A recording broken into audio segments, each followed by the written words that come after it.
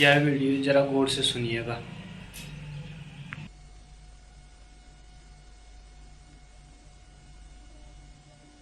प्रत्यं ब्रह्मणो भेदम् कथापि ब्रह्म सर्गयो प्रज्ञयो विजानाति स जीवनमुक्तयिष्यति।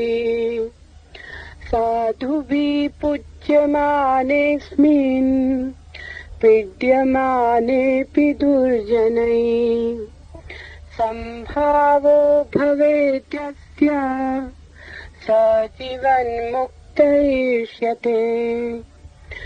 विज्ञात ब्रह्मतत्त्वस्य यथा पूर्व न संस्मृति अस्ति चेन्निष्ट विज्ञात ब्रह्मभावो बहिर्मुखः सुखाद्यनुभवो यावत् तावत् प्रारब्धमिष्यते।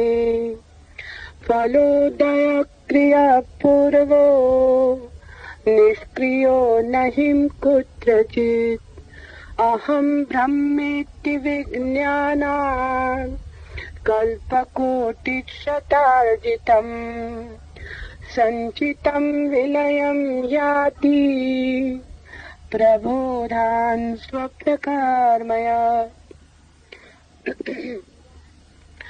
जीवात्मा तथा ब्रह्म का भेद और ब्रह्म तथा सृष्टि का भेद बुद्धि द्वारा जो कभी नहीं जानता वो जीवन मुक्त कहलाता है। सज्जन सत्कार करे और दुर्जन दुख दे तो भी जिसको सदैव सबके ऊपर संभाव रहे वो जीवन मुक्त कहा जाता है। जिसने ब्रह्म तत्व को जान लिया है उसकी दृष्टि में संसार पहले जैसा नहीं रहता। इसलिए अगर वो संसार को पूर्ववत ही देखता है तो मानना पड़ेगा कि उसने अभी तक ब्रह्म भाव को जाना ही नहीं है और वह बहिर्मुख है। जहाँ तक सुख वगैरह का अनुभव होता है वहाँ तक ये प्रारब्ध कर्म है ऐसा माना गया है, क्योंकि प्रत्येक फल का उदय क्रिया पूर्वक ही होता है। क्रिया बिना किसी स्थान पर कोई फल होता ही नहीं। जिस प्रकार जग जाने से स्वप्न की क्रिया नाश हो प्राप्त होती है वैसे ही मैं ब्रह्म हूँ ऐसा ज्ञान होने से करोड़ों और अरबों जन्म से इकट्ठा किया संचित कर्म नाश पाता है।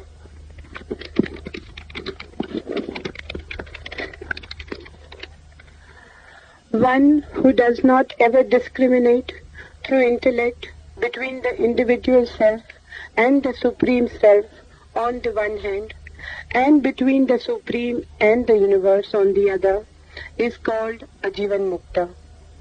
One who treats equally both the noble person who does him honor and the ignoble who offends him is called a Jivan Mukta. The world does not remain the same as before for one who has known the Supreme. Therefore, if one sees the world as the same, he should be taken for one who has not attained the knowledge and who is still extrovert. So far as the experience of happiness, sorrow, etc. is concerned, it is assumed to be due to prarabdha karma, that is, the predestined cause-effect chain, because every effect flows from the cause of action. There is no effect anyway without the cause. As upon waking the effect of dreaming ends, so also upon the attainment of knowledge that I am the Supreme, the accumulated karmas, conditionings of millions of births become extinct.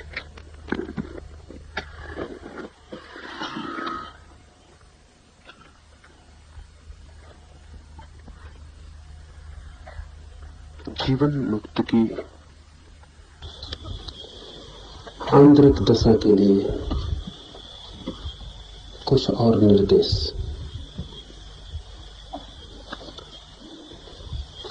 जीवन मुक्त है वह व्यक्ति जिसने जीते जी मृत्यु को जान लिया। मृत्यु तो सभी जानते हैं, मरते समय ही जानते हैं। उसे भी जानना नहीं कह सकते, क्योंकि ठीक मरने के क्षण में ही चित्त बेहोश हो जाता है, मूर्छित हो जाता है। तो मृत्यु हम अपनी कभी नहीं जानते हैं, हम सदा दूसरे की मृत्यु जानते हैं। आपने दूसरे को मरते देखा है, अपने को कभी भी नहीं। मृत्यु का ज्ञान तक हमारा उधार है। और जब दूसरा मरता है तो हम क्या जानते हैं? हम जानते हैं कि वाणी खो गई, कि आंखें बंद हो गई, कि नाड़ी खो गई, कि हृदय बंद हो गया। शरीर का तंत्र अब काम नहीं करता, इतना ही हम जानते हैं। भीतर जो तंत्र के छिपा था, उस पर क्या बीती, क्या हुआ, वो नहीं बचा। वो था भी वहां या कभी नहीं था, इस संबंध में हम कुछ भी नहीं जानते। मृत्यु घटती है भीतर, हम केवल बाहर उसके परिलक्षण देख पाते। दूसरे को मरते देखकर कैसे मृत्यु का पता चलेगा? मरे हम भी बहुत बार हैं, लेकिन अपने को मरते हम कभी नहीं देख पाए। मरने के पहले बेहोश हो गए, मूर्छित हो गए। इसीलिए कितने ही लोगों को आप मरते देखें, आपको भीतर भरोसा नहीं आता कि आप भी मरेंगे। कभी आपको ये भरोसा आया कि मैं भी मरूंगा? कितने ही रोज लोग मरे, मरघट भर जाए, महामारी फैल जाए, प्रतिपल जहां दिखे लाश दिखे, फिर भी सदा ऐसा लगता है दूसरे ही मरते रहेंगे। ऐसा कभी भी भीतर भाव नहीं आता कि मैं मरूंगा। आता भी हो तो ऊपर ऊपर ही होता है, गहरे में प्रवेश नहीं कर पाता। क्यों? क्योंकि अपनी मृत्यु तो कभी देखी नहीं, उसका कोई अनुभव नहीं है, उसकी कोई याद नहीं है। कितना ही सोचो पीछे लौटकर, पता ही नहीं चलता कि कभी मरे हो। तो जो कभी नहीं हुआ वो आगे भी कैसे होगा? मन का तो सारा का सारा हिसाब अतीत पर निर्भर है। मन तो भविष्य को भी सोचता है तो अतीत के ही शब्दों में सोचता है। जो कल हुआ है वही आने वाले कल में हो सकता है, थोड़ा बहुत हेरफेर होगा, लेकिन जो कभी नहीं हुआ है वो कल भी कैसे होगा? इसलिए मन कभी मृत्यु को मान नहीं पाता। और जब अपनी मृत्यु घटती है तब मन बेहोश हो गया होता है। इसलिए जीवन के दो बड़े अनुभव, जन्म का और मृत्यु का अनुभव, हमें होता ही नहीं। जन्मते भी हम हैं, मरते भी हम हैं। और अगर इन दो बड़ी घटनाओं का अनुभव नहीं होता तो इनके बीच में जो जीवन की धारा है उसका भी हमें क्या अनुभव होगा, कैसे होगा? जो जीवन के शुरुआत को नहीं जान पाता, अंत को नहीं जान पाता, वो मध्य को भी कैसे जान पाया? जन्म और मृत्यु के बीच में जो धारा है वही है जीवन। न शुरू का हमें पता है, न अंत का हमें पता है, तो बीच भी अपरिचित ही रह जाएगा। धुंधली धुंधली खबर होगी, जिससे दूर सुनी गई कोई बात हो, कोई देखा गया स्वप्न हो, लेकिन जीवन से भी हमारा सीधा संस्पर्श नहीं हो पाता। जीवन मुक्त का अर्थ है कि जिसने जीवन में ही जागते होश पूर्वक मृत्यु को जान लिया। ये शब्द बड़ा अद्भुत है। जीवन मुक्त का अर्थ है बहुत तरह का। एक अर्थ हम कर सकते हैं कि जो जीवन में मुक्त हो गया, दूसरा अर्थ हम कर सकते हैं कि जो जीवन से मुक्त हो गया। दूसरा अर्थ ज्यादा गहरा है। असल में पहला अर्थ दूसरे अर्थ के बाद ही उपयोगी है। जो जीवन से मुक्त हो गया वही जीवन में मुक्त हो सकता है। जीवन से कौन मुक्त होगा? जीवन से वही मुक्त हो सकता है जिसने जान लिया हो कि समस्त जीवन मृत्यु है। जिसे दिखाई पड़ा हो कि जिसे हम जीवन कहते हैं वो मृत्यु का एक लंबी यात्रा है। जन्म के बाद मरने के सिवाय हम कुछ और करते नहीं। कुछ भी करते रहें मरने की क्रिया जारी रहती हर पल। सुबह से सांझ हो गई, आप मर गए, 12 घंटे और। सांझ से फिर सुबह होगी, आप मर गए, 12 घंटे और। जीवन चुकता जाता है, बूंद बूंद समय रिक्त होता जाता है। तो जिसे हम जीवन कहते हैं वो वस्तुतः मरने की एक लंबी प्रक्रिया है। जन्म के बाद और कोई कुछ भी करे, सब एक काम जरूर करते हैं, वो है मरने का, मरते रहने का। जन्मे नहीं कि मरना शुरू हो गया। बच्चे ने पहली सांस ली, अंतिम सांस की व्यवस्था हो गई। अब मौत से बचने का कोई उपाय नहीं। जो जन्म गया वो मरेगा। देर अबेर समय का अंतर हो सकता है, लेकिन मौत सुनिश्चित हो गई। जीवन को जो मृत्यु की लंबी प्रक्रिया की भांति देख लेता है, समझ लेता नहीं, कह रहा हूं देख लेता है, क्योंकि समझता आप भी सकते हैं कि ठीक है, इससे जीवन मुक्त नहीं हो जाएंगे। जो देख लेता है, इसका साक्षी हो जाता है, ये उसको दर्शन हो जाता है कि मैं मर रहा हूं प्रतिपल। एक तो हमें पता ही नहीं चलता कि हम मरेंगे, मैं मरूंगा, ये पता नहीं चलता। दूसरे मरते हैं सदा। दूसरी बात, हमें सदा, अगर हम कभी सोचते हैं, अनुमान भी करते हैं दूसरों के मरने से अपनी मृत्यु का, तो मृत्यु कभी भविष्य में घटित होगी, उसे अभी टाला जा सकता है। वो अभी घटित नहीं हो रही है, आज नहीं घटित हो रही। बिस्तर पर मरणासन में पड़ा हुआ आदमी भी ये नहीं सोचता कि मृत्यु आज घटित हो रही है, इस क्षण में आ रही है, कल। टाल के हम बच जाते हैं। जीवन होता है अभी और मौत होती है कभी दूर। जिसे दिखाई पड़ जाता है कि पूरा जीवन मृत्यु है, उसे ये भी दिखाई पड़ जाता है कि मृत्यु कल नहीं है, अभी है, इसी क्षण में मर ही रहा हूं। ये जो मरने की घटना मेरी घट रही है इसी क्षण, इसकी प्रतीति कैसी हो, इसे कैसे हम देख पाए तो आदमी फिर जीवन की वासना नहीं करता। बुद्ध ने कहा है, जो जीवात्मा नहीं करता वो जीवन मुक्त है।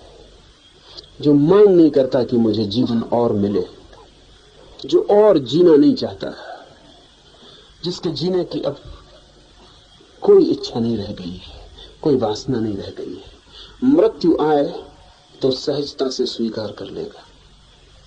एक क्षण भी मौत से न कहेगा रुको, ठहरो, मैं थोड़ा निपट लूं, तैयार ही रहेगा, प्रतिपल तैयार रहेगा।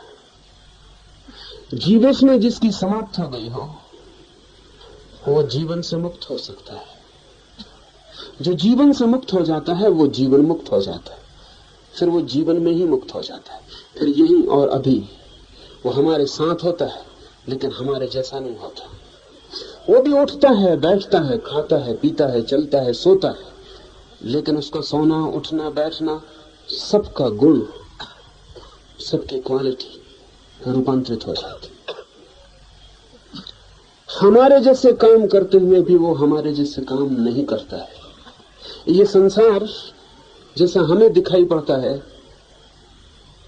ऐसा ही रहता है, लेकिन उसे किसी और भांति दिखाई पड़ने लगता है। उसकी दृष्टि बदल जाती है, देखने वाला केंद्र बदल जाता है, सारा जगत रूपांतरित हो जाता है। इस जीवन मुक्ति की परिभाषा और निर्देश इस सूत्र में है। इन्हें एक एक कर गौर से समझ लेना है। जीवात्मा तथा ब्रह्म का भेद। कुछ मित्रों को ज्यादा खांसी आती हो, एकदम यहां से चले जाएं या अपनी खांसी रोक के बैठ जाएं। ये दोनों काम नहीं चलेंगे। जीवात्मा तथा ब्रह्म का भेद और ब्रह्म तथा सृष्टि का भेद बुद्धि द्वारा जो कभी नहीं जानता, वह जीवन मुक्त कहलाता है। पहली लक्षण स्वयं का और परम के बीच, वो जो भीतर छिपा जीव है वो, और वो जो विराट में छिपा हुआ ब्रह्म है वो, दोनों के बीच से कोई भी भेद बुद्धि के द्वारा दिखाई नहीं पड़ता, वो जीवन मुक्त कहलाता है। दो बातें, कोई भेद दिखाई नहीं पड़ता बुद्धि के द्वारा, सभी भेद बुद्धि के द्वारा दिखाई पड़ते हैं। बुद्धि ही भेद को देखने की व्यवस्था है। जैसे पानी में हम लकड़ी को डाल दें तो लकड़ी तिरछी दिखाई पड़ने लगती है, लकड़ी को बाहर खींच लें लकड़ी फिर सीधी दिखाई पड़ने लगती है, फिर पानी में डालें फिर तिरछी दिखाई पड़ने लगती है। लकड़ी तिरछी होती नहीं, पानी में सिर्फ दिखाई पड़ती है, क्योंकि पानी और पानी के बाहर किरणों की यात्रा का पथ बदल जाता है। पानी के माध्यम में किरणें तिरछी यात्रा करती हैं, इसलिए लकड़ी तिरछी दिखाई पड़ने लगती है। पानी के माध्यम में कोई भी चीज सीधी डालें वो तिरछी दिखाई पड़ेगी, वो तिरछी होती नहीं, सिर्फ दिखाई पड़ती है। और मजा यह है कि आपको बिल्कुल पक्का पता है कि तिरछी होती नहीं, तो भी तिरछी दिखाई पड़ती है। 1000 दफे निकाल के बाहर देख लें फिर पानी में डाल दें तो ऐसा नहीं कि आप 1000 बार देख चुके, परख चुके, पानी के अंदर हाथ डाल के भी लकड़ी को देख लें तो वो सीधी मालूम पड़ती है हाथ को, लेकिन आंख को तिरछी ही दिखाई पड़ती है, क्योंकि पानी का माध्यम और हवा का माध्यम किरणों के लिए यात्रा पथ बदल देता है। इसे ऐसा समझें, आपने प्रिज्म देखा हो, कांच का खास तरह का बना हुआ टुकड़ा होता है त्रिकोण, उसमें से सूरज की किरणें निकले तो 7 हिस्सों में टूट जाती है सूरज की किरण। इंद्रधनुष देखते हैं आप, वो प्रिज्म का ही खेल है। जब आप इंद्रधनुष देखते हैं तो होता क्या है, सूरज की किरणें तो हमेशा आकाश से आ रही हैं जमीन पर, लेकिन जब कभी पानी की बूंदें हवा में होती हैं, छोटी बूंदें, तो पानी की छोटी बूंदें प्रिज्म का काम करती हैं, कांच के टुकड़े का काम करने लगती हैं। उनमें किरण प्रवेश करती, तत्काल 7 हिस्सों में टूट जाती। वो 7 रंग आपको इंद्रधनुष जैसे दिखाई पड़ते हैं। इंद्रधनुष पानी की बूंदों से गुजरी हुई सूरज की किरण ही है, इसलिए सूरज ना हो तो भी इंद्रधनुष दिखाई नहीं पड़ेगा। आकाश में बादल न हो, पानी हवा में पानी के कण न लटके हो तो भी इंद्रधनुष दिखाई नहीं पड़ेगा। प्रिज्म कांच का टुकड़ा या पानी की बूंद सूरज के किरण को 7 हिस्सों में तोड़ देती। माध्यम, अगर आप पानी की बूंद से सूरज को देखेंगे तो 7 रंग दिखाई पड़ेंगे। अगर पानी के बाहर सूरज की किरण को देखेंगे तो वो सफेद है। सफेद कोई रंग नहीं, सफेद कोई रंग नहीं, सफेद है रंग का अभाव।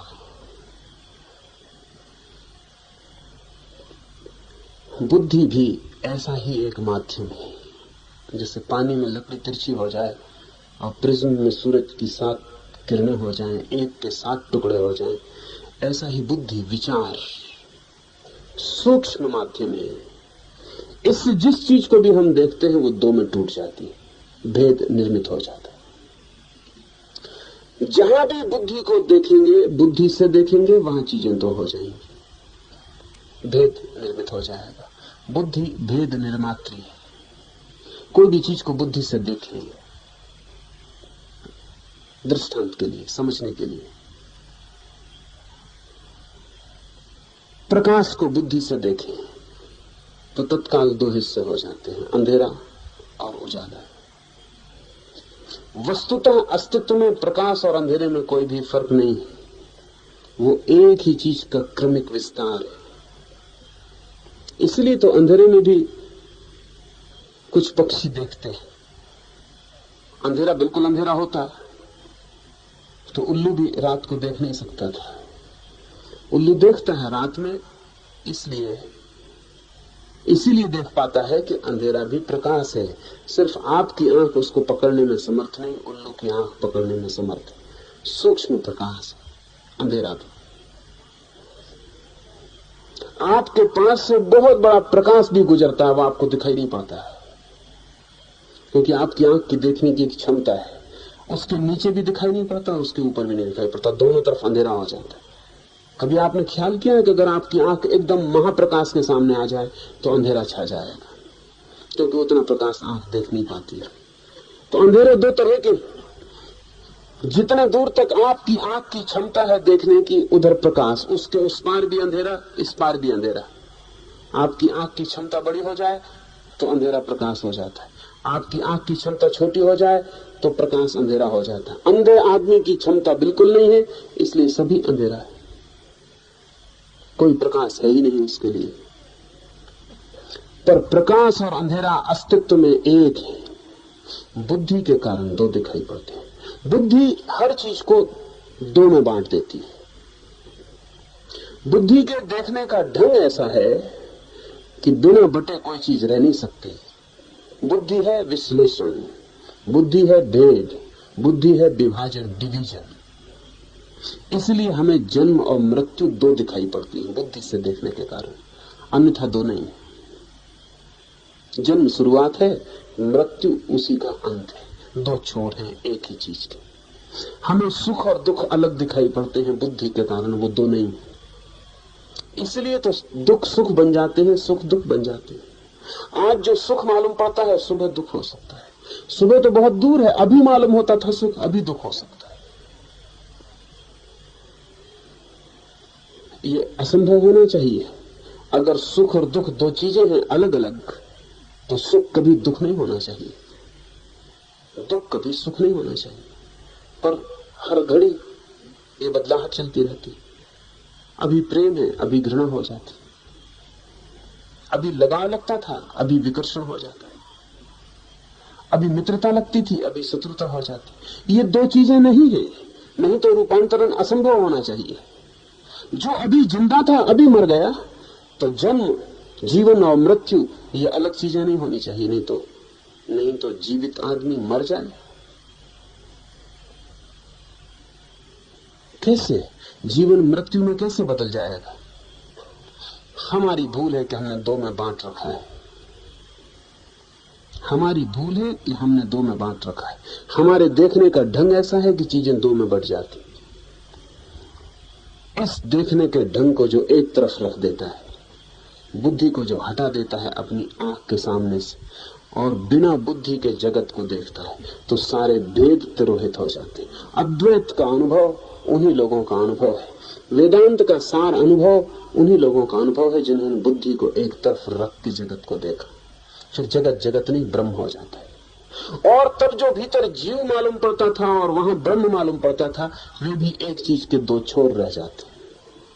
जो मैं यहां हूं भीतर और जो वहां फैला है सब और, वो दोनों एक ही हो जाते, तत्वमसि। तब अनुभव होता है कि मैं वही हूं, उसका ही एक छोर हूं। वो जो आकाश बहुत दूर तक चला गया है, वही आकाश यहां मेरे हाथ को भी छू रहा है। वही हवा का विस्तार जो सारी पृथ्वी को घेरे हुए है, वही मेरी श्वास बन के भीतर प्रवेश कर रहा है। इस सारे अस्तित्व के प्राण कहीं धड़क रहे हैं, जिनसे ये सारा जीवन है। तारे चलते हैं और सूरज उगता है और चांद में रोशनी है और वृक्षों में फल लगते हैं और पक्षी गीत गाते हैं और आदमी जीता है। सबके भीतर छिपा हुआ जो प्राण धड़क रहा होगा कहीं विश्व के केंद्र में, और मेरे शरीर में जो हृदय की धीमी धीमी धड़कन है, वो एक ही चीज के दो छोर है, वो दो नहीं। लेकिन बुद्धि को अलग करके जब कोई देखेगा, तभी बुद्धि को अलग करके देखना बड़ी मुश्किल की बात है, क्योंकि जब भी हम देखते हैं बुद्धि से ही देखते हैं। हमारी आदत सुनिश्चित हो गई है। बुद्धि के अतिरिक्त आप देखिएगा कैसे? कोई भी चीज देखिएगा, विचार बीच में आ जाएगा। एक फूल के पास खड़े हो जाएं, देख भी नहीं पाएंगे कि फूल, बुद्धि कहेगी गुलाब का फूल है, बड़ा सुंदर है, देखें सुबास कितनी अच्छी है। आप देख भी नहीं पाए फूल को, अभी फूल भीतर पहुंच भी नहीं पाया, अभी उसकी खबर, उसकी भनक आत्मा तक लगी भी नहीं कि बुद्धि ने खबर दी कि गुलाब का फूल है। अतीत के स्मरण से, अनुभव से, सुवासित है, सुंदर है, ये सब वक्तव्य बुद्धि ने दे डाले। उसने जाल फैला दिया बीच में। फूल बाहर रह गया, आप भीतर रह गए, बीच में बुद्धि के विचारों का जाल तन गया। इस जाल के भीतर से ही आप फूल को देखते हैं। हमारा सभी देखना ऐसा है। तो बुद्धि के पार उठने के लिए तो गहन अभ्यास की जरूरत पड़ेगी। फूल के पास बैठे हैं, बुद्धि को न उठने दें, सिर्फ फूल को देखें सीधा। मन में ये विचार भी ना उठने दें कि फूल है, कि गुलाब है, कि सुंदर है, शब्द को ही न बनने दें। थोड़ा अभ्यास करें तो कभी कभी क्षण भर को झलक मिलेगी कि उधर रह जाएगा फूल, इधर रह जाएंगे आप, बीच में एक क्षण को विचार नहीं होंगे, और तब आपको उस फूल में उस लोक का दर्शन होगा जिसको आपने कभी भी जाना नहीं। टेनिसन ने कहा है, एक फूल को भी कोई देख ले पूरा तो सारा जगत देख लिया। कुछ देखने को बच नहीं जाता, बच भी नहीं जाता, क्योंकि एक फूल में सारा जगत समाया हुआ है। वो जिसे हम क्षुद्र कहते हैं वो विराट की ही अनुकृति है, जिसे हम छोटा कहते हैं वो बड़े का ही छोटा रूप है। जैसे एक छोटे से दर्पण में सारा आकाश झलक जाए, एक छोटी सी आंख में आकाश के करोड़ों तारे झलक जाएं, ऐसे एक छोटे से फूल में सारा ब्रह्मांड। लेकिन वो तभी होता है जब बुद्धि बीच में खड़ी ना हो। इसका अभ्यास करते रहे। खाली बैठे हैं, पक्षी गीत गा रहा है तो बुद्धि को बीच में ना आने दें, सिर्फ कान बन जाए, सुने और सोचे मत। पहले बड़ी मुश्किल होगी, सिर्फ आदत के कारण, नहीं तो कोई मुश्किल नहीं है। धीरे धीरे धीरे धीरे झलके मिलनी शुरू होगी। पक्षी गाता रहेगा, बुद्धि का कोई स्वर न होगा, आप सुनते रहेंगे। आप और पक्षी के बीच एक सीधा संबंध स्थापित हो जाएगा, बीच में कोई माध्यम ना होगा। और तब आप बहुत हैरान हो जाएंगे। ये तय करना मुश्किल हो जाएगा कि आप गा रहे हैं कि पक्षी गा रहा है, आप सुन रहे हैं कि पक्षी सुन रहा है। जैसी बुद्धि बीच से हटती है, आप और पक्षी का गीत एक ही चीज के दो हिस्से हो जाते हैं। वो जो पक्षी का कंठ है वो एक छोर और आपका जो कान है वो दूसरा छोर, और गीत बीच में जोड़ हो जाता है। फिर वो जो फूल खिल रहा है वहां, और ये जो हृदय है भीतर, ये जो चैतन्य है भीतर, ये एक ही घटना के हिस्से हो जाते। और बीच में जो तरंगें दौड़ रही हैं वो इन दोनों के बीच, दो के बीच जोड़ने का सेतु बन जाती है। और तब ऐसा नहीं लगता कि फूल वहां दूर खिल रहा है और मैं यहां दूर खड़ा देख रहा हूं। तब ऐसा लगता है कि मैं फूल में खेल रहा हूं और फूल मुझ में खड़ा देख रहा है। लेकिन ये भी उस क्षण नहीं लगता, ये भी जब हम उस क्षण के बाहर निकल आते हैं तब लगता है। उस क्षण तो इतना भी पता नहीं चलता, क्योंकि जिसे पता चलता है, सोच विचार होता है, वो बुद्धि एक तरफ रख दी गई है। और तब प्रतिपल का अनुभव ब्रह्म का अनुभव बन जाता है। प्रतिपल का अनुभव ब्रह्म का अनुभव बन जाता है। बोकोजू को किसी ने पूछा है कि तुम्हारे ब्रह्म का अनुभव क्या है, तो बोकोजू कहता है ब्रह्म का मुझे कोई भी पता नहीं। करते क्या रहते हो, पूछने वाले ने पूछा है, फिर तुम्हारी साधना क्या है? तो बोकुजू ने कहा है कि जब कुएं से, उस वक्त वो कुएं से पानी भर रहा था, उसने कहा कि कुएं से जब मैं पानी भरता हूं तो मुझे ठीक ठीक पता नहीं लगता कि कुआं मुझे भर रहा है कि मैं कुएं से भर रहा हूं।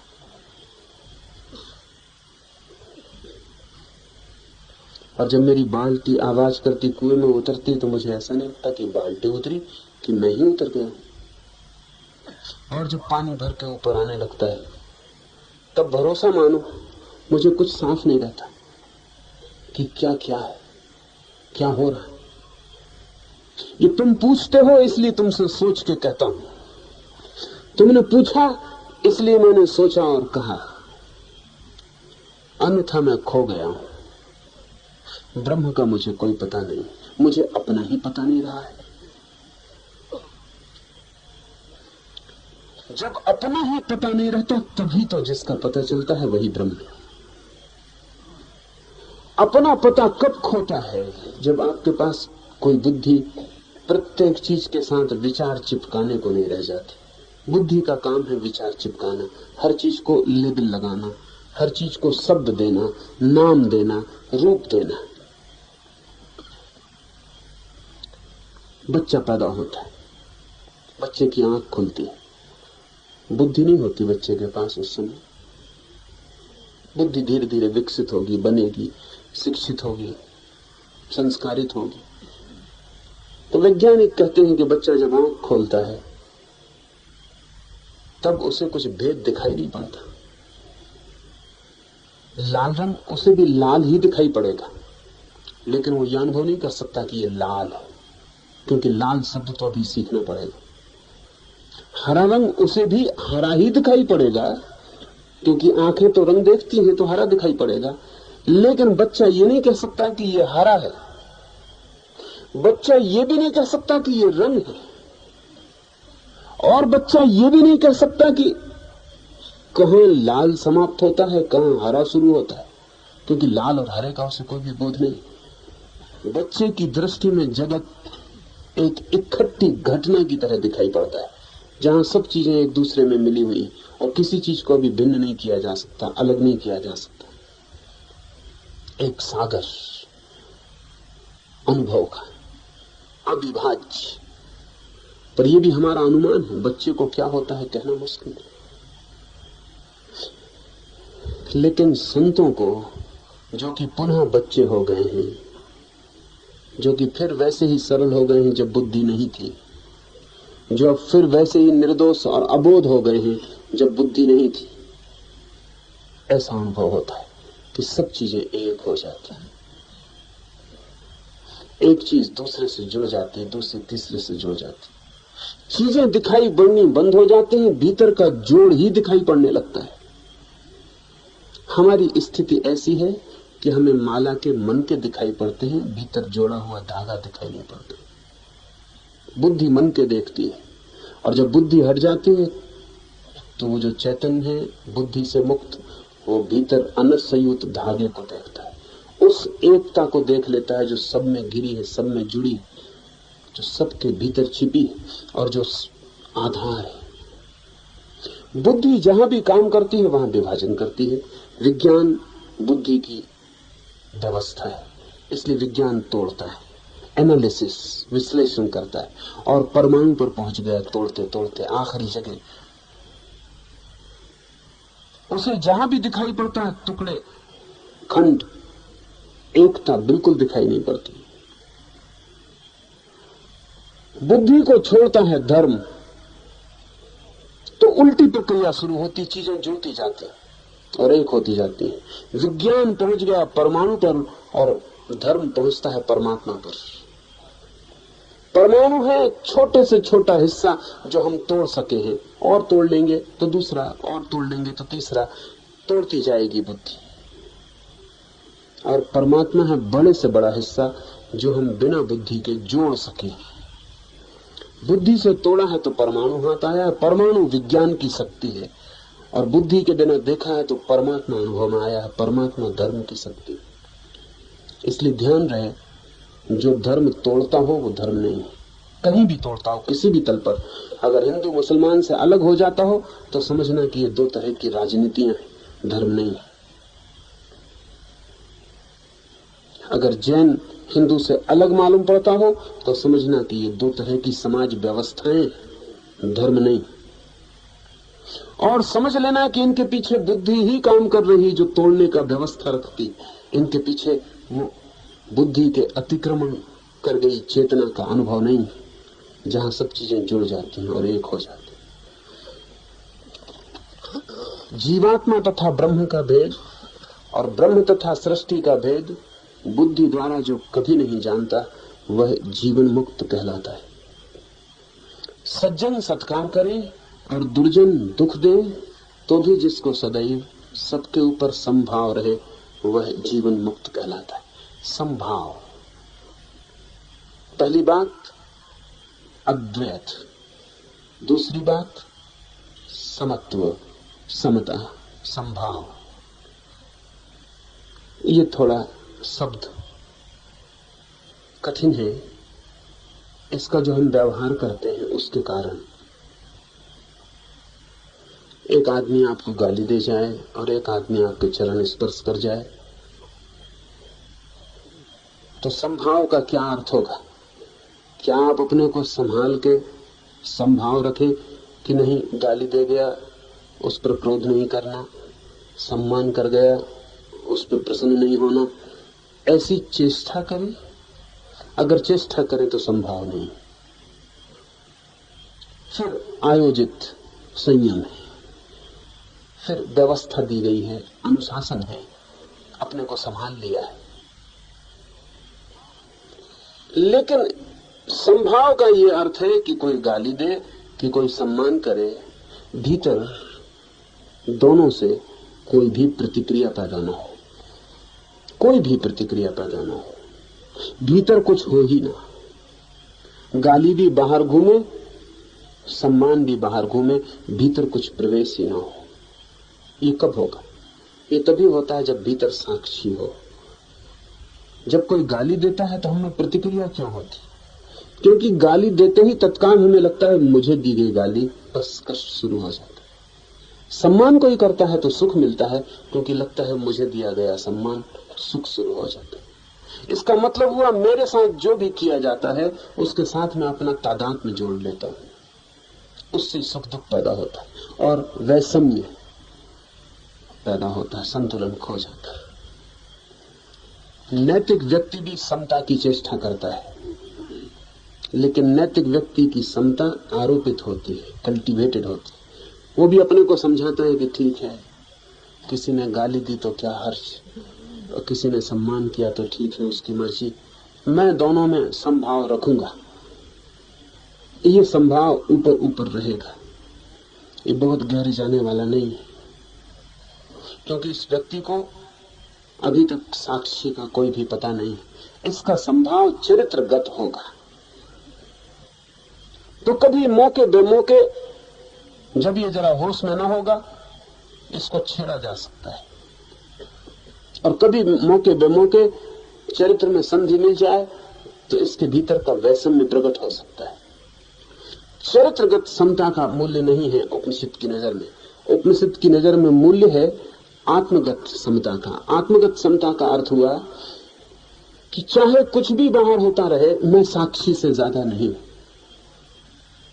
राम को न्यूयॉर्क में कुछ लोगों ने गालियां दी, कुछ लोगों ने पत्थर मारे, तो राम नाचते हुए वापस लौटे। शिष्यों ने कहा क्या हुआ, आप बड़े खुश हैं? तो राम ने कहा खुशी की बात, आज राम बड़ी मुश्किल में पड़ गए थे।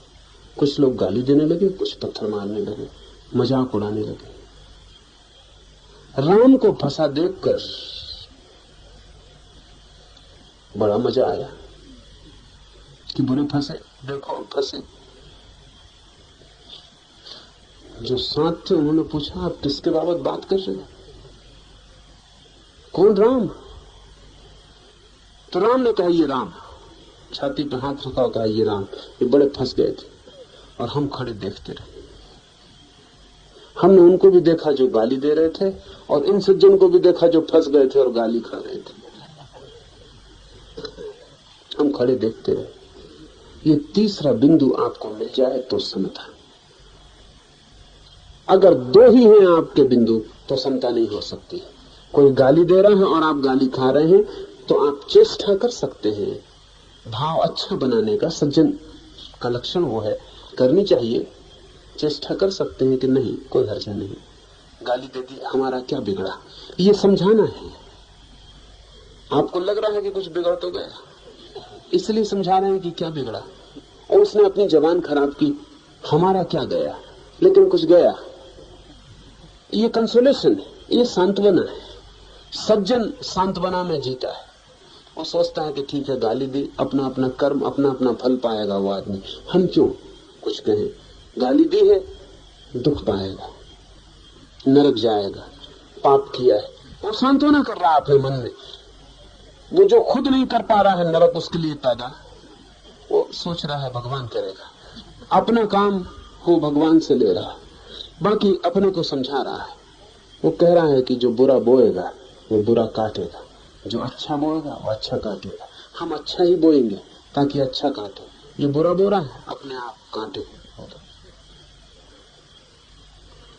यहां तक भी वो कर सकता है कि जो तो है कांटा बोले, बाहे वो तू फूल। वो ये भी कर सकता है कि ये हमें कांटे बो रहा है, हम इसके लिए फूल बो रहे हैं, क्योंकि ये कांटे काटेगा और हम फूल काटेंगे। बाकी है ये गणित दुकानदार का, व्यवसायी का सौदा है, इसमें समझदारी का सौदा है, बाकी समता नहीं। समता कहां? समता तो तभी होती है जब ये दो बिंदु के पार तीसरा बिंदु दिखाई पड़ना शुरू हो जाए। जब मुझे लगे कि ये रहा गाली देने वाला, ये रहा मेरा रूप, मेरा नाम, गाली खाने वाला, और ये तीसरा रहा मैं देखने वाला। इन दोनों से मेरी दूरी बराबर होनी चाहिए तो समता है। जो गाली दे रहा है उससे भी मैं उतने ही दूर, और जिसको गाली दी जा रही उससे भी मैं उतने ही दूर। अगर इस दूरी में जरा भी फर्क है और जरा भी कमी है, और गाली देने वाला मुझे ज्यादा दूर मालूम पड़ता है और गाली खाने वाला कम दूर मालूम पड़ता है मुझसे, तो समता डोल गई, तो विषमता आ गई। समता का मतलब है कि तराजू के पल्ले दोनों के दोनों सम हो जाएं, और मैं तराजू की तीर की तरह बीच में तीसरा हो जाऊं, और जरा भी अंतर न दिखाऊं, गाली खाने वाले की तरफ न झुकूं, गाली देने वाले की तरफ न झुकूं, मैं पार ही खड़ा रहूं, मैं दूर ही खड़े होकर देखता रहूं। ये साक्षी का भाव समता है। और जीवन मुक्त समता में जिएगा, क्योंकि जीवन मुक्ति आती ही साक्षित्व से है। ये दूसरा सूत्र ध्यान रखें, सांत्वना से सज्जन पैदा होगा, साक्षी से संत पैदा होता है। संत और सज्जन में बड़ा फर्क है। सज्जन ऊपर ऊपर संत होता है, भीतर उसमें और दुर्जन में कोई फर्क नहीं होता। दुर्जन बाहर भीतर दुर्जन होता है, सज्जन बाहर सज्जन होता है, भीतर दुर्जन होता है। संत में और सज्जन में बड़ा फर्क है। एक अर्थ में तो संत में और दुर्जन में एक समानता है। दुर्जन बाहर भी दुर्जन होता है, भीतर भी दुर्जन होता है। सज्जन भीतर दुर्जन होता है, बाहर सज्जन होता है। संत बाहर भी सज्जन होता है, भीतर भी सज्जन होता है। एक अर्थ में दुर्जन से समानता है। वो समानता यह है कि दुर्जन भी एक रूप होता है बाहर भीतर, और संत भी एक रूप होता है बाहर भीतर। रूप अलग है, बाकी एक रूप होता है। सज्जन दोनों के बीच में अटका होता है, इसलिए सज्जन के कष्ट का कोई अंत नहीं है। क्योंकि सज्जन का मन तो होता है दुर्जन जैसा, और आचरण होता है संत जैसा। इसलिए सज्जन बड़ी दुविधा में जीता, और सज्जन के मन में सदा द्वंद्व बना रहता है। मेरे पास लोग आते हैं, वो कहते हैं कि कभी बुरा नहीं किया, कभी चोरी नहीं की, बेईमानी नहीं की, और इतना कष्ट पा रहे हैं। और जिन्होंने चोरी की, बेईमानी की, मजा कर रहे हैं। तो इस जगत में न्याय नहीं है। या सज्जन अपने मन में समझा लेता है कि कुछ भी हो, प्रभु का नियम है, कुछ देर है अंधेर नहीं। समझाता अपने मन को, थोड़ी देर लग रही, अभी बेईमान बीच में सफल हुए जा रहे हैं, आखिर में तो हम ही सफल होंगे। देर है अंधेर नहीं, ये समझा रहा अपने को। लेकिन ये तो बात साफ है कि देर दिखाई पड़ रही, और शक अंधेर का भी हो रहा है कि कुछ गड़बड़ तो नहीं है, कि हम दोनों तरफ से तो नहीं चूक गए, न माया मिली न राम।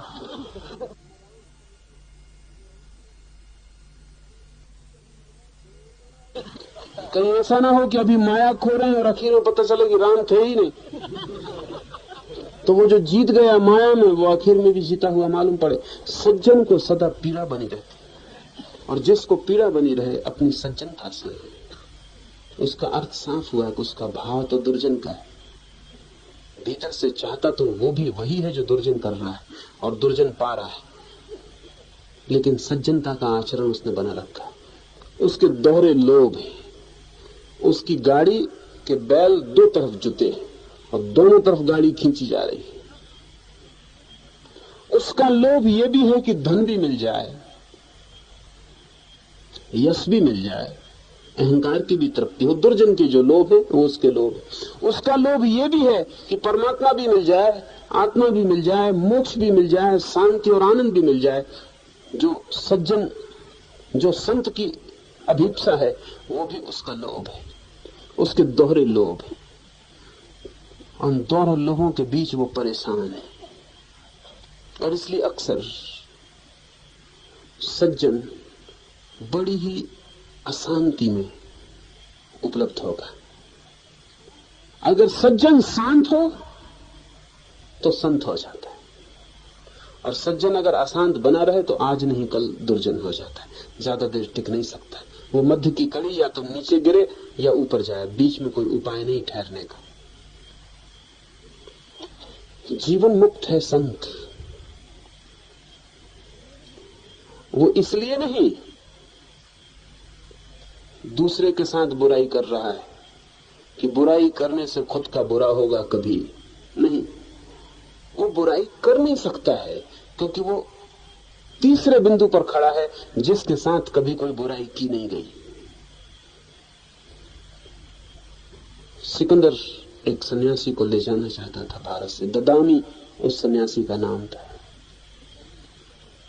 जाने को ददामी राजी नहीं था, तो सिकंदर ने तलवार खींच ली और कहा, काट के टुकड़े टुकड़े कर दूंगा, चलो मेरे साथ। मैं अगर हिमालय को भी आज्ञा दूं तो जाना पड़ेगा। तो ददामी ने कहा, हो सकता है कि हिमालय को जाना पड़े, लेकिन तुम मुझे न ले जा सकोगे। सिकंदर की कुछ समझ में न पड़ा कि एक दुबला पतला फकीर नग्न खड़ा था नदी की रेत में। ये इतनी हिम्मत की बातें कर किस बलबूते पे रहा है। उसने तलवार खींच ली, अपने सिपाहियों को कहा कि घेर लो। नंगी तलवारों से ददामी घेर लिया गया।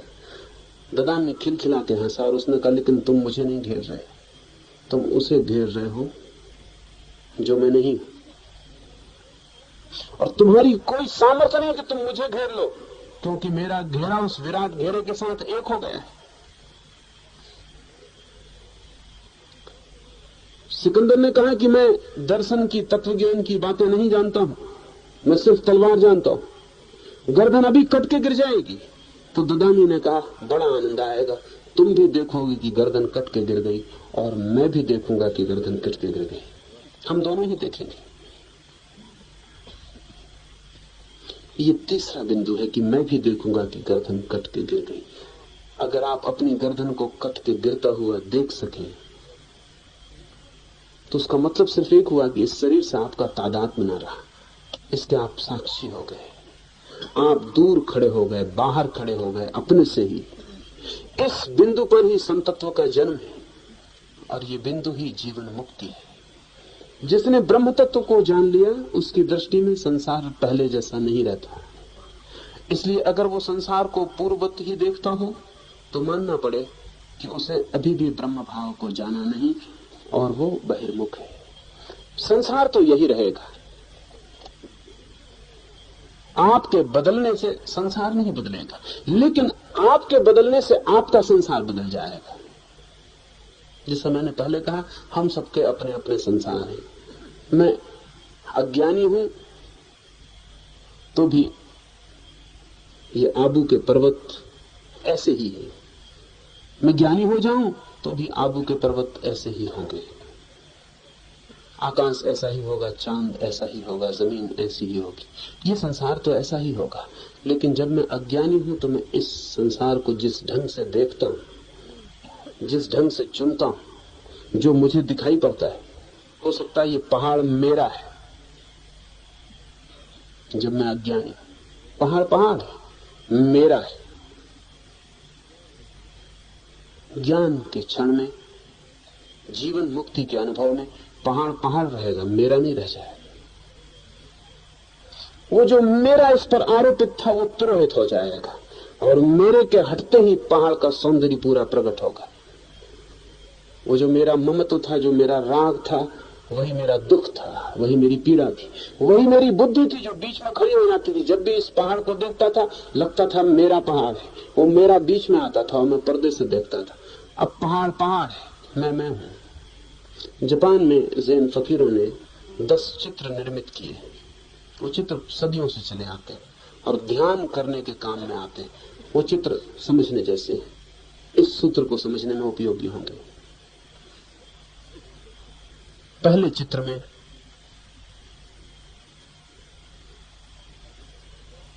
कुछ दिखाई नहीं पड़ता, गौर से देखें तो समझ में आता है कि पहाड़ है, वृक्ष है, और वृक्ष की आड़ से किसी बैल की सिर्फ पीछे का हिस्सा, 2 पैर और पूंछ दिखाई पड़ रही है, बस इतना ही।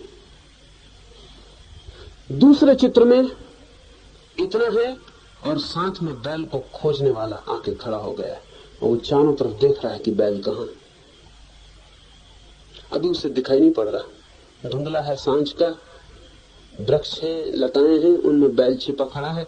जरा सी पूछ तो 2 पैर पीछे के दिखाई पड़ते हैं, वो भी रेखाएं गौर से देखें तो। तीसरे चित्र में उसे दिखाई पड़ गया। दूसरे चित्र में वो उदास खड़ा था, चारों तरफ देखता मालूम पड़ता था, कोई झलक न थी उसकी आंखों में। तीसरे चित्र में उसकी आंखों में झलक आ गई, पैर में गति आ गई, बैल उसे दिखाई पड़ गया है। चौथे चित्र में पूरा बैल प्रकट हो गया है और खोजने वाला बैल के पास पहुंच गया है। 5वें चित्र में उसने बैल की पूंछ पकड़ ली। 6वें चित्र में उसने बैल के सींग पकड़ लिए। 7वें चित्र में उसने बैल को घर की तरफ मोड़ लिया है। 8वें चित्र में वो बैल के ऊपर सवारी कर रहा है। 9वें चित्र में वो बैल को अपने लगाम में बांध के कब्जे में करके घर की तरफ लौट रहा है। और 10वें चित्र में कुछ भी नहीं, न बैल है, न उसका मालिक उस पर सवार है। जंगल रह गया, पहाड़ रह गया, न बैल है न उसका मालिक है, वो दोनों नदारत हो गए। ये 10 चित्र ज़ेन परंपरा में ध्यान के लिए उपयोग में लाए जाते हैं। ये आत्मा की खोज के चित्र। पहले चित्र में कुछ पता नहीं खोजी का कहां है। दूसरे चित्र में खोजी जगह है, आकांक्षा जगी है आत्मा को पाने की, खोजने की। तीसरे चित्र में थोड़ी सी झलक आत्मा की मिलनी शुरू हुई है। चौथे चित्र में पूरी झलक आत्मा की मिल गई है। 5वें चित्र में झलक ही नहीं मिल गई है, आत्मा की पूंछ हाथ में पकड़ा गई, एक कोने से आत्मा पर अधिकार हो गया। बाद के चित्र में पीछे से नहीं, सामने से आमना सामना हो गया, आत्मा की सींग पकड़ लिए गए। बाद के चित्र में सींग ही नहीं पकड़ लिए गए हैं, आत्मा को घर की तरफ, वापस घर की तरफ, ब्रह्म की तरफ मोड़ दिया गया है। बाद के चित्र में मोड़ ही नहीं दिया गया है, खोजी स्वयं पे सवार होकर घर की तरफ चल पड़ा है। और आखिरी चित्र में दोनों खो गए हैं, न खोजी है न खोज है, जगत शून्य रह गया है। पहाड़ अब भी खड़े, वृक्ष अब भी खड़े, लेकिन वो दोनों खो गए हैं। यही है अनुसंधान। जब खोजने निकले हैं तो ये जगत जैसा आज दिखाई पड़ रहा है वैसा दिखाई खुद जाग जाने पर नहीं पड़ेगा। सारा ममत्व छीन हो जाएगा, सारे संग्रहित धारणाएं छीन हो जाएंगी। जगत के साथ जो जो प्रोजेक्शन, प्रक्षेपण थे अपने, वो भी नष्ट हो जाएंगे। जगत से जो अपेक्षाएं थी वो भी गिर जाएंगी, जो मांग थी वो भी नहीं रह जाएगी। जगत में जो सुख को देखने का ख्याल था वो भी चला जाएगा। जगत से दुख मिलता है, ये भ्रांति भी टूट जाएगी। जगत से हमारा कोई लेन देन भी है, ये भी समाप्त हो जाए। तो सूत्र कहता है, जिसने जान लिया ब्रह्म को, उसकी दृष्टि में संसार पहले जैसा नहीं रहता। संसार तो रहता है, पहले जैसा नहीं रहता। और अगर अब भी पहले जैसा रह जाए तो जानना कि उसने भी जाना नहीं। ये खुद की परीक्षा के लिए, ये खुद ही देखते चलना। पत्नी है, मेरे पास लोग आते हैं, वो कहते हैं कि पत्नी है, बच्चे हैं, कलह है, परिवार है, धंधा है, कुछ हो नहीं सकता इसमें, हम छोड़ के भाग जाएं। मैं उनसे कहता हूं, छोड़ के मत भागो, भाग के जाओगे भी कहां? संसार सब जगह है, और तुम अगर जैसे हो वैसे ही रहे तो कोई दूसरी तुम्हारी पत्नी बन जाएगी, कोई दूसरा घर बस जाएगा, कोई दूसरा धंधा शुरू हो जाएगा। धंधे बहुत तरह के हैं, धार्मिक किस्म के धंधे भी। नहीं खोली दुकान, एक मठ खोल लेंगे, नहीं कुछ ना कुछ तो हो ही जाएगा। करोगे क्या? वो जो आदमी भीतर बैठा है वो अगर वैसा ही है तो वो जानता जो है वही तो करेगा।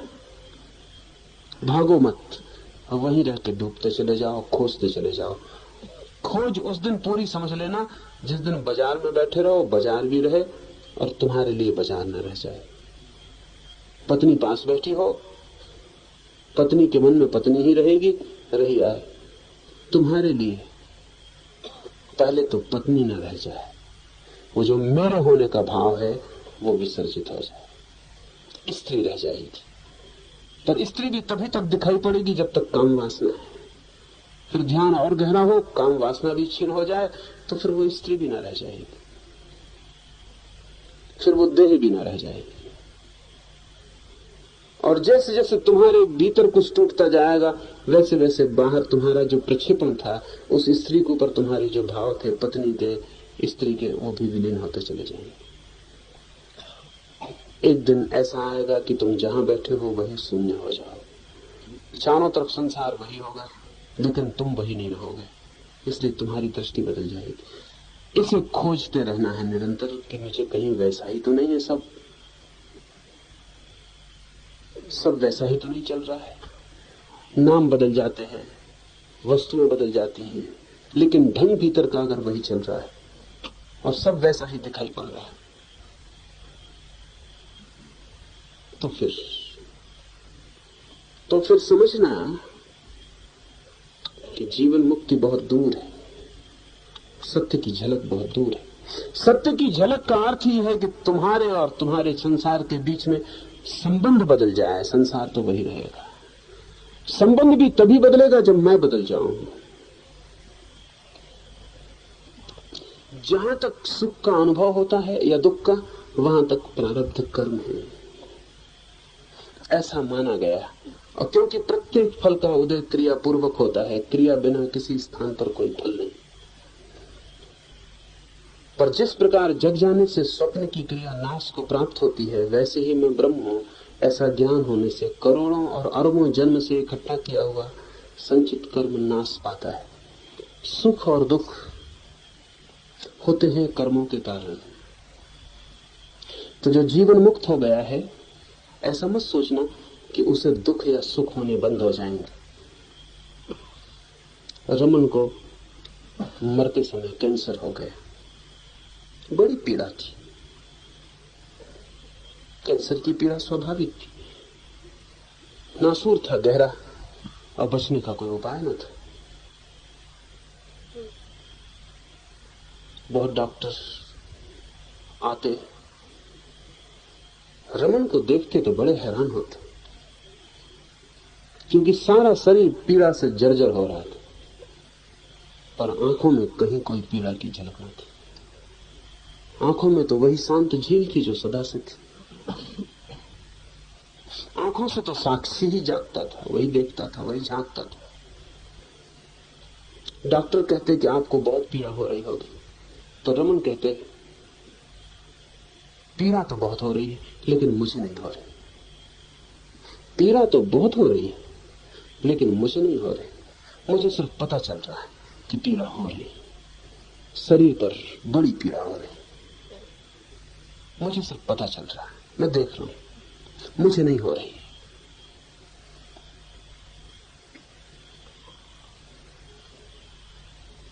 बहुत लोगों के मन में सवाल उठता है कि रमन जैसा ज्ञान को उपलब्ध व्यक्ति जीवन मुक्त, उसको कैंसर क्यों हो गया?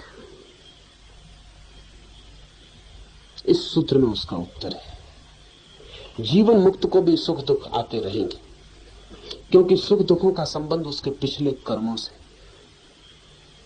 संस्कारों से, उसने जो किया है। जागने के पहले उसने जो किया है, समझ ले कि जागने के पहले मैंने बीज बो दिए हैं अपने खेत में, तो मैं जाग जाऊं, मैं बीज तो फूटेंगे और अंकुर बनेंगे।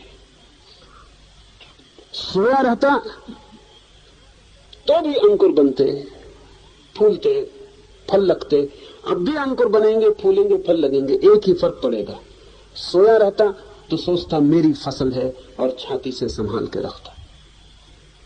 अब जाग गया हूं तो समझूंगा जो बीज बोए थे वे अपनी नियति को उपलब्ध हो रहे हैं, मेरा इसमें कुछ भी नहीं है, देखता रहूंगा।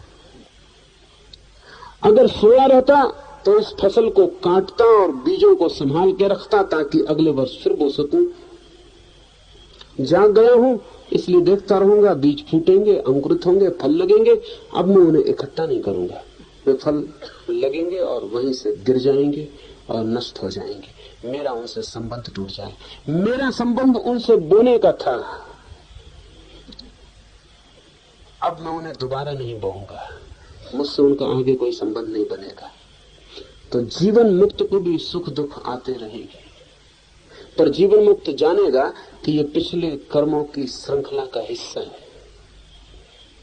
मेरा कुछ लेन देन नहीं, वो देखता रहेगा। जब रमन को कोई चरणों में जाके फूल चढ़ा आता है तब भी वो बैठे देखते रहते हैं कि किसी पिछले कर्म श्रृंखला का हिस्सा होगा कि ये आदमी मुझे सुख देने आया, मगर वो सुख लेते नहीं, ये आदमी देता है, वो लेते नहीं। अगर वो ले ले तो नए कर्म की यात्रा शुरू हो जाती। इसे वे रोकते भी नहीं कि तू मत दे, ये फूल मत चढ़ा, ये पैर मत छू, वो रोकते भी नहीं, क्योंकि रोकना भी कर्म है और फिर श्रृंखला शुरू हो जाती। इसे थोड़ा समझ ले। ये आदमी फूल रखने आया है, ये हार गले में डाल गया है, इसने चरणों पर सिर रख दिया है, रमन बैठे क्या कर रहे होंगे भीतर, वो देख रहे हैं कि इस आदमी से कुछ लेन देन होगा, कोई प्रारब्ध कर्म होगा, ये अपना पूरा कर रहा है, लेकिन अब सौदा पूरा कर लेना है, अब आगे सिलसिला नहीं करना है। ये बात यहीं समाप्त हो गई, अब इसमें से आगे कुछ नहीं निकालना है। तो वो बैठे रहेंगे, वो ये भी नहीं कहेंगे कि मत कर, क्योंकि मत करने का मतलब क्या होता है? इसका मतलब होता है एक तो आपका अपना पिछला किया हुआ लेने को राजी नहीं, जो कि लेना ही पड़ेगा, और दूसरा उसका मतलब ये हुआ कि अब इस आदमी से आप एक और संबंध जोड़ रहे हैं, इसे रोक कर कि मत कर। ये संबंध कब पूरा होगा? एक नया कर्म कर रहे हैं आप, एक प्रतिक्रिया कर रहे हैं ना। रमन देखते रहेंगे, चाहे आदमी फूल लेके आए और चाहे कैंसर आ जाए, तो कैंसर को भी देखते रहेंगे। रामकृष्ण भी मरते वक्त कैंसर से मरे।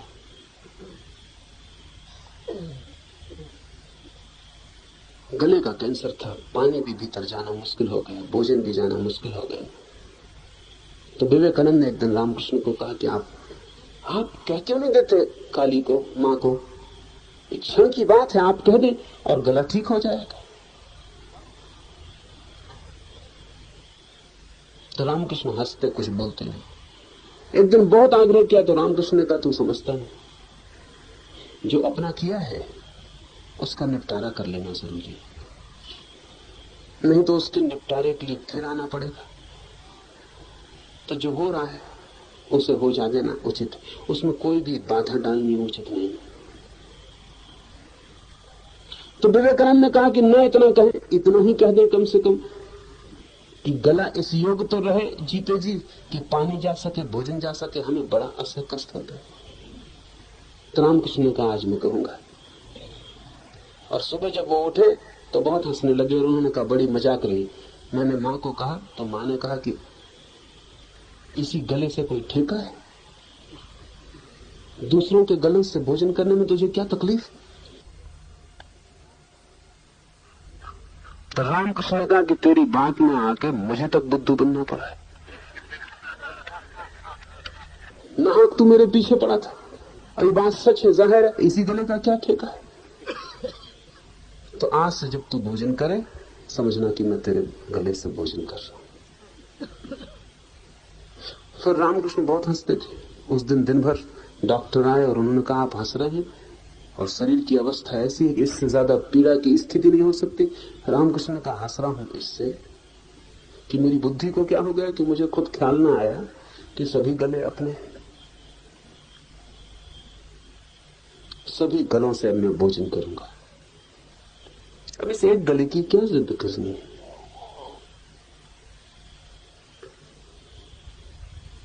व्यक्ति कैसी ही परम स्थिति को उपलब्ध हो जाए, शरीर के साथ अतीत बंधा हुआ है, वो पूरा होगा। सुख दुख आते रहेंगे, लेकिन जीवन मुक्त जानेगा वो प्रारब्ध है, और ऐसा जानकर उनसे भी दूर खड़ा रहेगा, और उसके साक्षीपन में उनसे कोई अंतर नहीं पड़ेगा। उसका साक्षी भाव फिर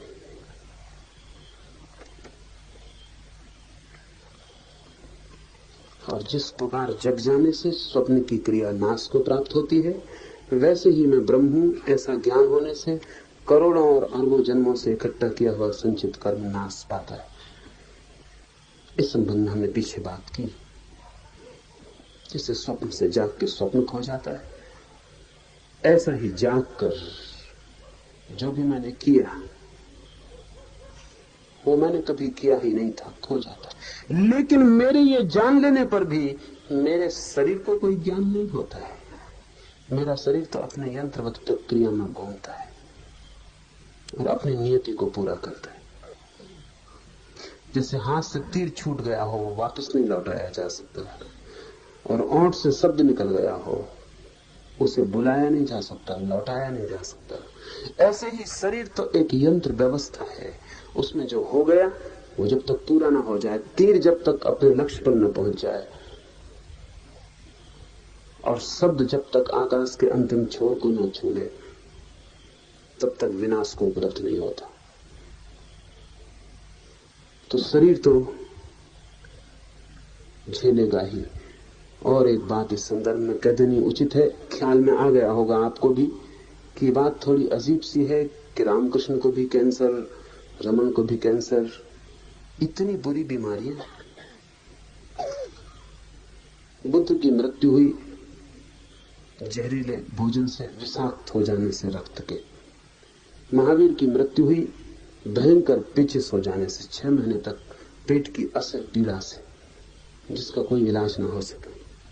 तो ख्याल में उठना शुरू होता है कि इतनी महान शुद्धतम आत्माओं को ऐसी जगह बीमारियां पकड़ लेती, क्या होगा कारण? हमें पकड़े, अज्ञानी जन को पकड़े, पापी जन को पकड़े, समझ में लगता है कि फल है, भूखते हैं अपना। महावीर को, बुद्ध को, रमन को या रामकृष्ण को ऐसा हो तो चिंतना आती मन में कि क्या बात है। उसका कारण है, जो व्यक्ति जीवन मुक्त हो जाता है उसके जीवन की आगे की यात्रा तो समाप्त हो गई, यही जन्म आखिरी है। आपकी तो आगे की लंबी यात्रा है, समय बहुत है आपके पास, आप सारे दुख रत्ती रत्ती करके झेल लेंगे, समय बहुत है आपके पास। बुद्ध, महावीर या रमन के पास समय बिल्कुल नहीं है। 10, 20, 25, 30 साल का वक्त आपके पास जन्मों जन्मों का भी हो सकता है। इस छोटे से समय में सारे कर्म, सारे संस्कार इकट्ठे संग्रहित होकर फल दे जाते। इसलिए दोहरी घटनाएं घटती हैं। महावीर को एक तरफ तीर्थंकर का सम्मान मिलता है, वो भी सारे सुखों का इकट्ठा अनुभव है, और दूसरी तरफ असह्य पीड़ा भी झेलनी पड़ती है, वो भी सारे दुखों का इकट्ठा संघात है। रमन को एक तरफ हजारों हजारों लोगों के मन में अपरिसीम सम्मान है,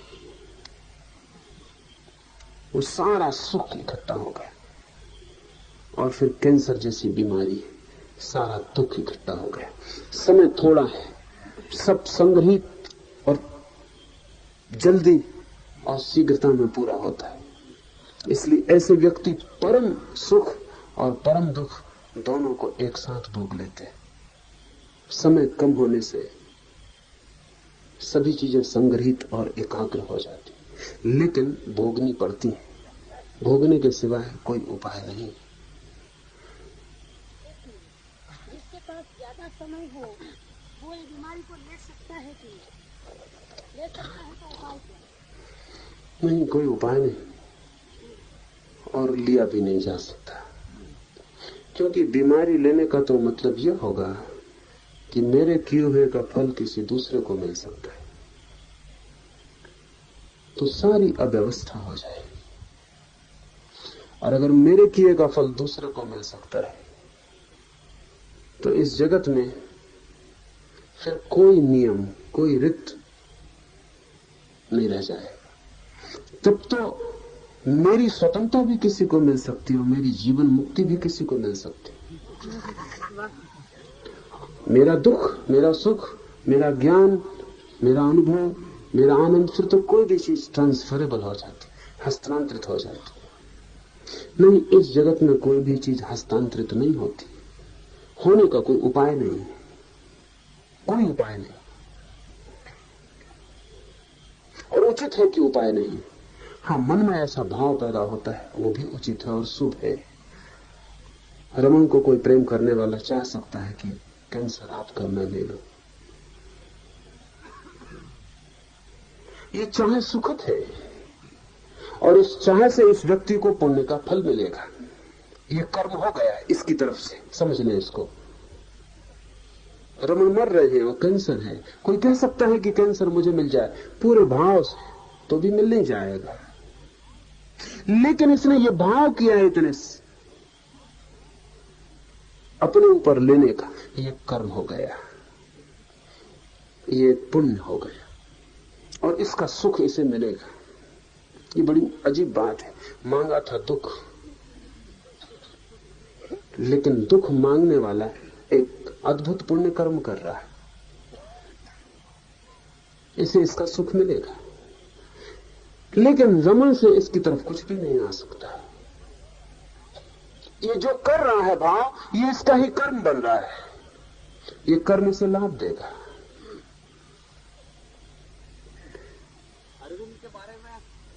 ना, ये आदत खराब की मधुसूदन, ये तो नुकसान होगा। तुम्हारे इरादे अलग हैं, इतने लोग यहां बैठे हैं। इस तरह नहीं शुरू करो, नहीं तो मुश्किल होगा, वो सारी बात को अव्यवस्था हो जाएगी।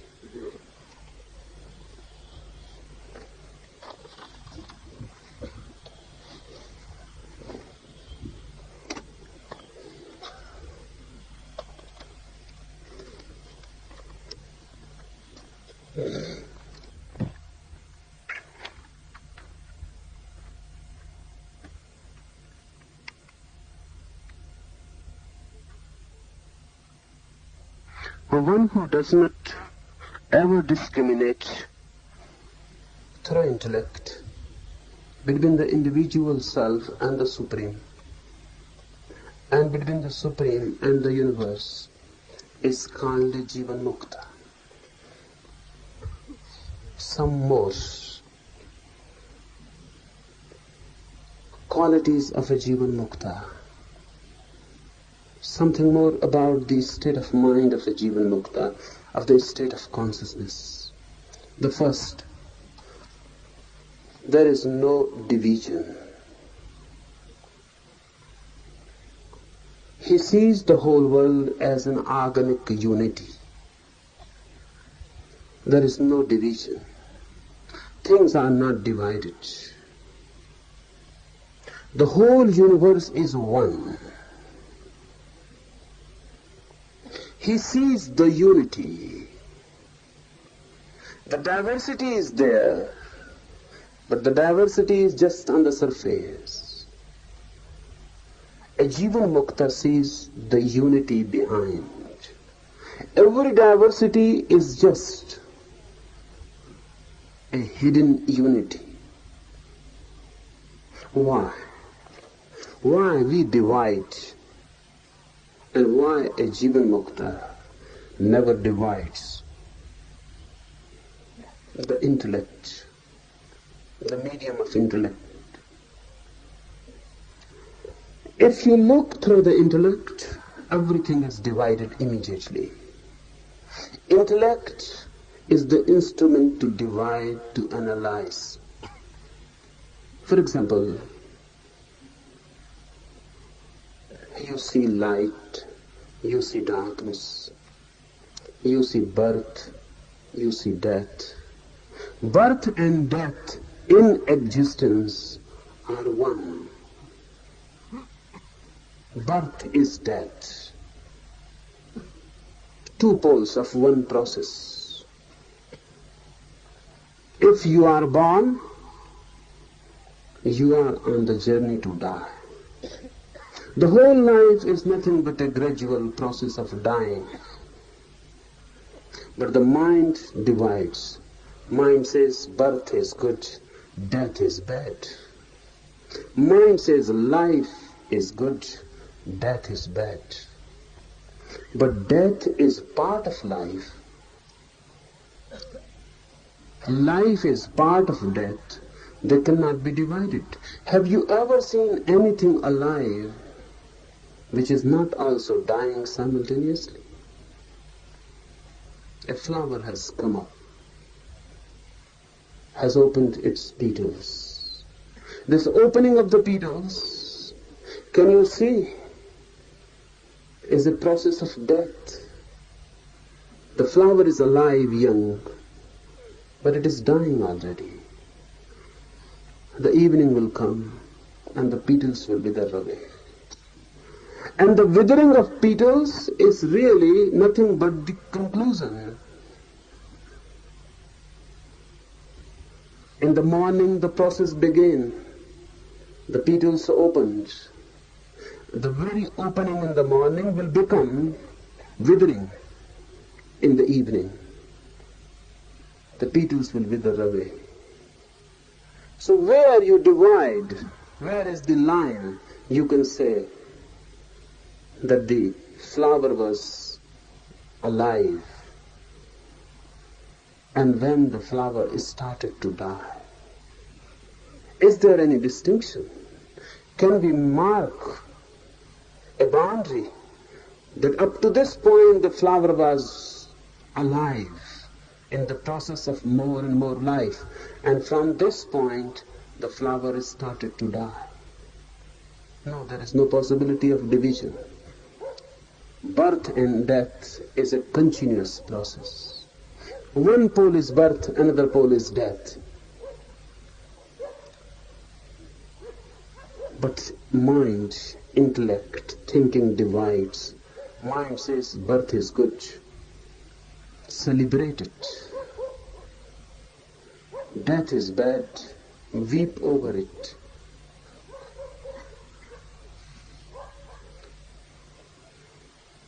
And the same goes on. The whole life becomes a division between things which are not so. Because of this division, we live in a false world. Mind created world.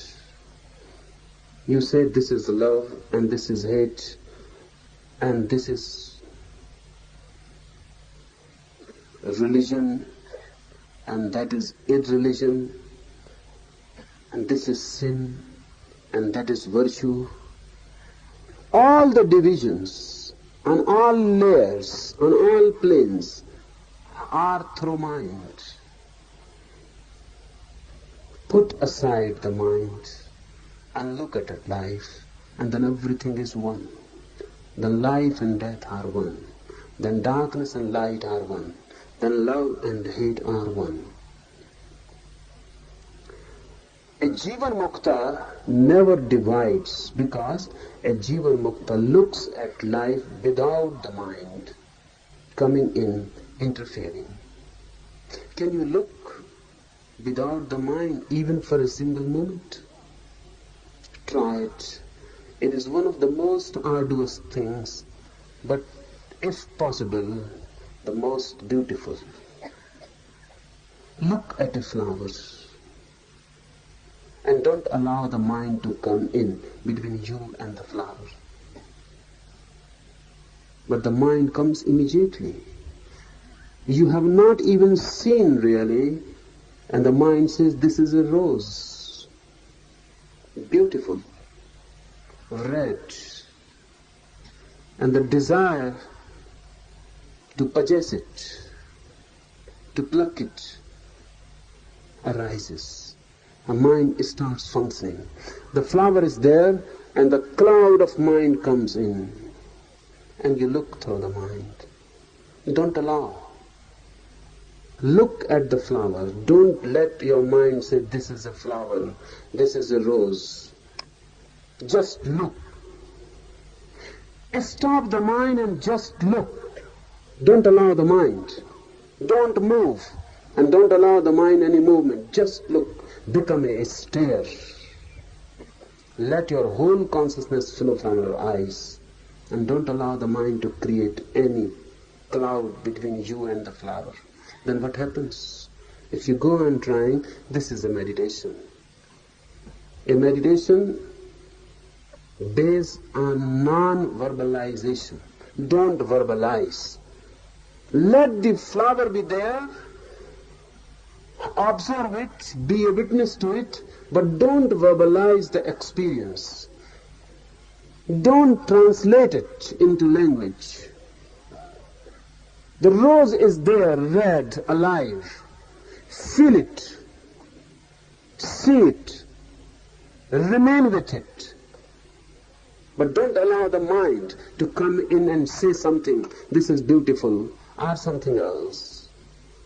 It is difficult in the beginning, but if you go on trying, sometimes, for seconds, there will be no language.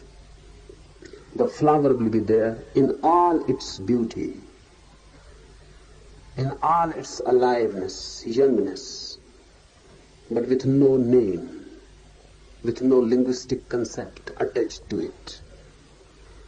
The rose has never known that it is a rose. It is you who have called it a rose. A rose is a rose without ever being aware of being a rose. The name is given by your mind. The rose is simply a rose without knowing whether it is beautiful or ugly. You have called it so. If no mind is there in the world, the rose will be there, but it will not be a rose. It will not be a beautiful flower. It will be just existence flowering, with no name attached to it, no verbal, no language, no valuation. It will flower. It will be just the same, but simple existence.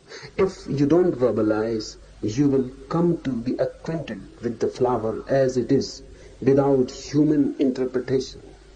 And when the mind is not there for a single moment, there is a breakthrough. A rose is there, you are here, and if the mind is not there to divide you, if the mind has dropped, suddenly you become one with the rose. I don't mean that you become a rose. It will be very difficult then to become again a human being. I don't mean that you become a rose. You remain whatsoever you are, and the rose remains whatsoever the rose is. But suddenly there is a communion, a meeting. Your consciousness moves directly with no hindrance, and the rose also moves, comes nearer. You become close and intimate, and the flower enters in you. The doors are open, and you enter the flower. The doors of the flower are always open. There is no mind to close them. But your doors open. The flower moves in you. You move in the flower. And there is a constant harmony. The flower contributes, you also contribute. And there is a meeting. That meeting can become a glimpse into the cosmos. Because a flower is not just a flower. It is the whole cosmos growing into a flower. Whole cosmos become a flower. You are also not just a human being. Whole cosmos has become consciousness in you. That too is a flowering. And when these two flowerings meet, that meeting is ecstatic, blissful. And through that meeting, you for the first time become aware of a non-verbal existence. Man has created verbalization. Man has created language.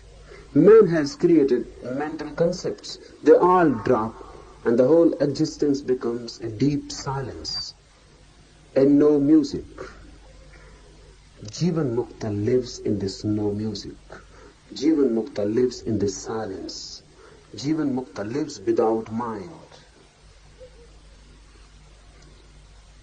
It seems absurd. How can one live without mind? Then he will go mad. So the last point to be remembered, never think that a madman has no mind. Really, a madman has a very fixed mind, solid. Madman has really more mind than you. That's why he has gone mad. Too much of mind has created the whole mess. A madman and a Jivan Mukta are two poles apart. Madman is too much mind. A Jivan Mukta is no mind. And we are in between somewhere. And we go on moving. Sometimes we reach to the madman. Sometimes we have the glimpse of a Jivan Mukta. Any moment you can become mad. In anger you become temporarily mad. In sex you become temporarily mad. Any moment you can become a madman. But fortunately you can come back. If you cannot come back and become fixed to the extreme, you become mad.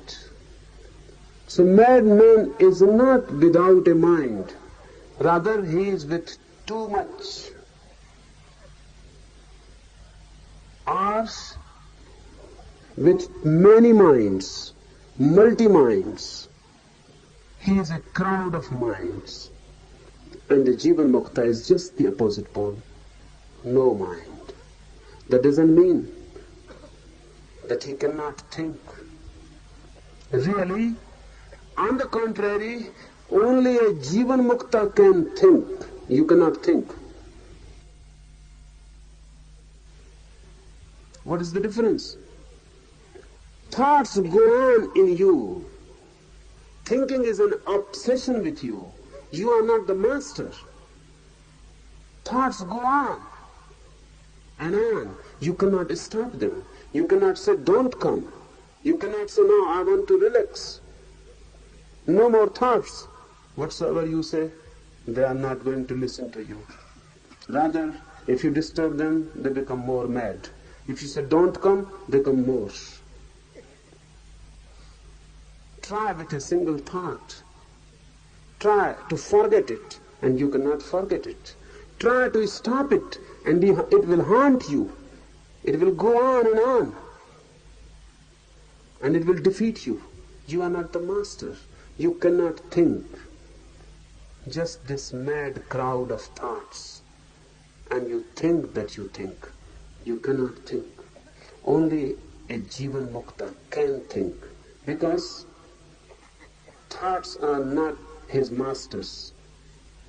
He uses thoughts just like you use your legs.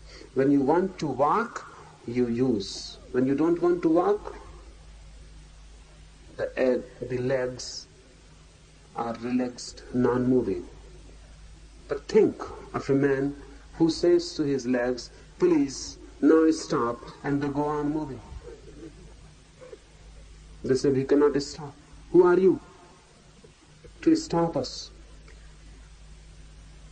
Then we will say that legs have gone mad. Your mind is like that. You say stop, it never stops.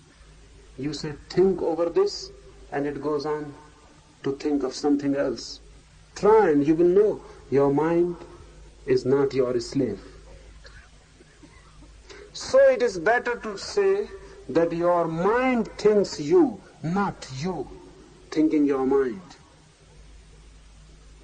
Your mind possesses you, not you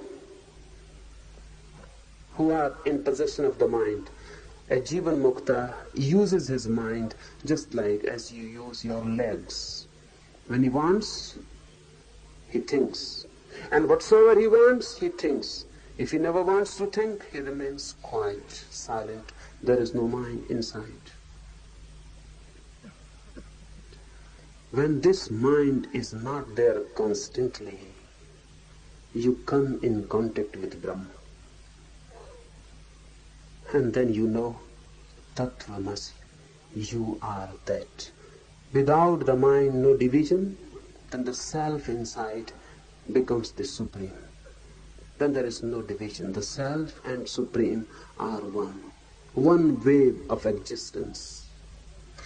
Your self is nothing but Supreme come down to your body.